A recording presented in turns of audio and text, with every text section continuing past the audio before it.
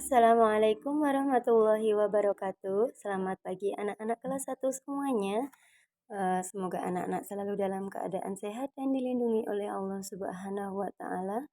Mari belajar bersama. Hari ini kita akan belajar dari buku tema 7, benda, hewan, dan tanaman di sekitarku. Subtema 4, bentuk, warna, ukuran, dan permukaan benda. Pembelajaran 4. Ayo membaca bersama. Lani dan Siti bermain seluncur. Lani dan Siti dapat meluncur dengan baik. Permukaan papan seluncur halus. Edo dan Penny bermain pasir. Mereka membuat berbagai bentuk dari pasir. Permukaan pasir kasar. Permukaan benda ada yang kasar dan ada yang halus. Contohnya yang halus tadi permukaan papan seluncur ya. Perosotan kan itu permukaannya halus.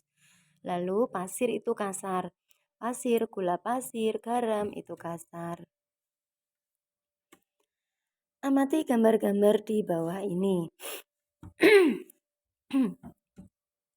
Di situ ada gambar kelinci, kemudian selimut, roda, dan bola basket. Untuk gambar kelinci, kalau kita bayangkan ya, seolah-olah kita pegang kelinci, bulunya kan halus. Kemudian ada selimut, selimut itu juga permukaannya halus. Ada roda mobil, di situ permukaannya kasar, dan ada bola basket yang permukaannya juga kasar. Kenapa bola basket permukaannya kasar? Nanti kalau licin kayak kelereng kan susah dipegang ya. Sekarang amati benda-benda yang ada di sekitarmu. Adakah benda yang permukaannya kasar? Ada ya tentunya ya. Adakah benda yang permukaannya halus? Di kelas kita pasti ada. Mari kita bandingkan benda-benda yang ada di kelas kita. Di sini Bu Guru kasih contoh data benda yang permukaannya kasar. Ada 1 papan tulis, 2 tas, 3 sepatunya anak-anak dan sepatunya Bu Guru. Kemudian benda yang permukaannya halus, sebagai contoh di sini 1 ada lantai keramik, 2 penggaris, permukaan penggaris ya, dan yang ketiga adalah permukaan kertas. Selanjutnya, buatlah 5 kalimat untuk membandingkan 2 benda. Gunakan kata-kata benda yang kamu miliki. Untuk membuat kalimat ini, Bu Guru hanya akan memberi contoh 3 kalimat berdasarkan tabel yang baru saja Bu Guru tampilkan. Sebelumnya, Bu Guru kasih contoh dulu. Di sini ada contoh kalimat perbandingan, yaitu permukaan baju halus tetapi permukaan batu bata kasar.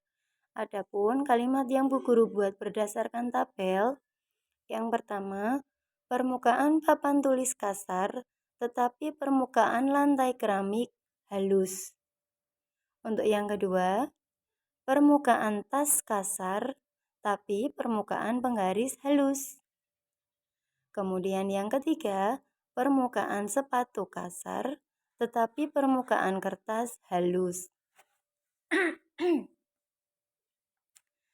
Pasir merupakan contoh benda yang memiliki permukaan kasar ya anak-anak ya. Tadi Bu Guru sudah sebutkan, tidak hanya pasir tapi gula pasir dan juga garam. Pasir dapat digunakan untuk bermain membentuk benda. Pasir juga dapat digunakan untuk membuat hiasan. Cobalah membuat lukisan menggunakan pasir. Nah, sebelum membuat lukisan menggunakan pasir, pastikan anak-anak membuat lukisannya dulu. Boleh berbagai model benda apapun. Seperti contoh ya, di situ ada Siti yang sedang menggambar. Itu Siti sudah menyiapkan gambarnya dulu. Di sampingnya Siti, lihat ya. Di sampingnya Siti itu ada pasir. Ini gambarnya Siti. Kemudian ini pasir dan ini catnya. Ini ada kuas juga. Nah, selanjutnya Siti mengoleskan lem dulu. Oh, ini lem, maaf. Ini lem ya. Maaf tadi Bu Guru salah sebut. Ini lem.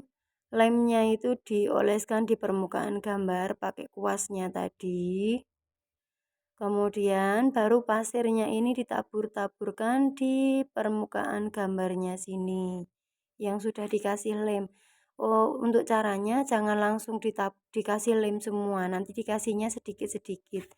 Nah, kalau sudah kering baru kemudian diwarnai. Untuk lebih jelasnya, ini mari kita lihat.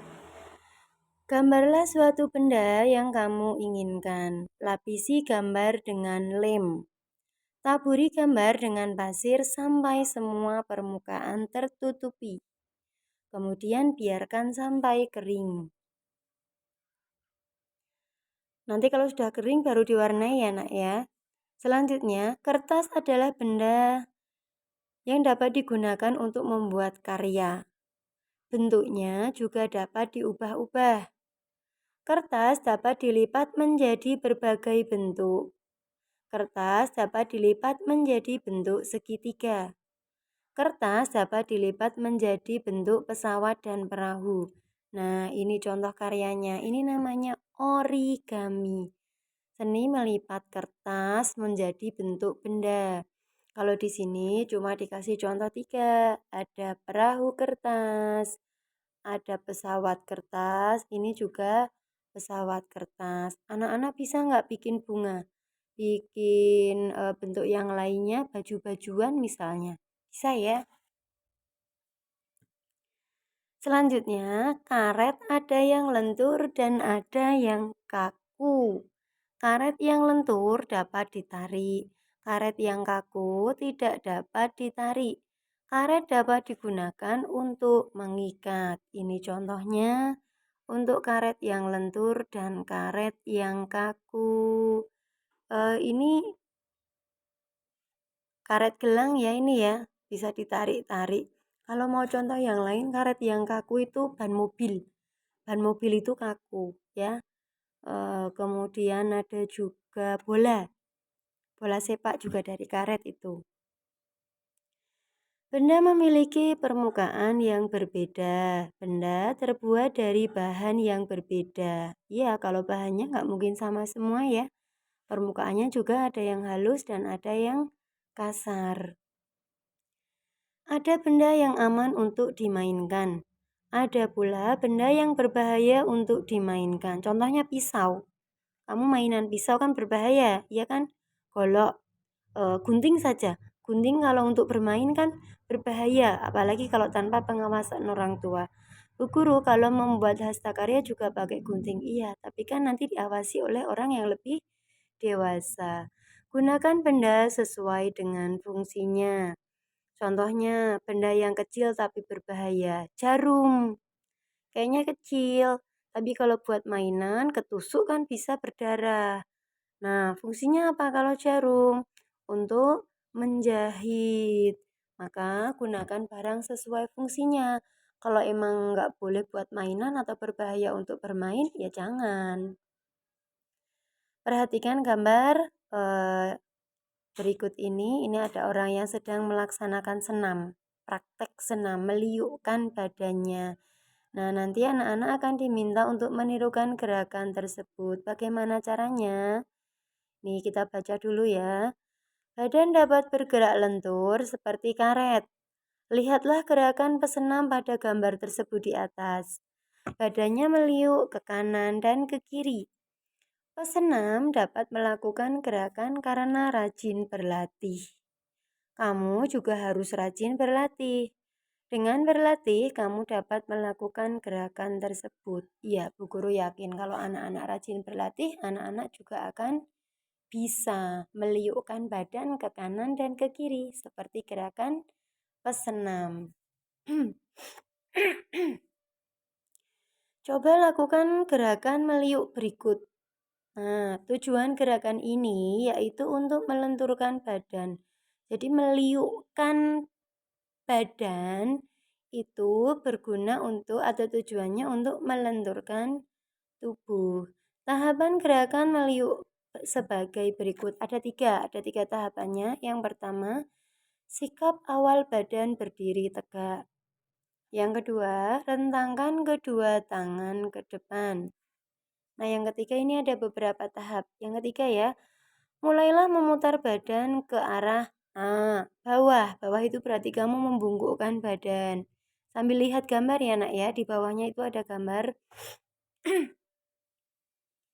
Kemudian yang B, masih ya memutar badan ke arah kiri bawah. Yang C, memutar badan ke samping kiri dan kanan. Kemudian yang D, memutar badan ke atas atau melentingkan badan. Yang E, memutar badan ke kanan atas. Dan yang F, memutar badan ke kiri atas. Nah, untuk lebih jelasnya, perhatikan gambar tersebut.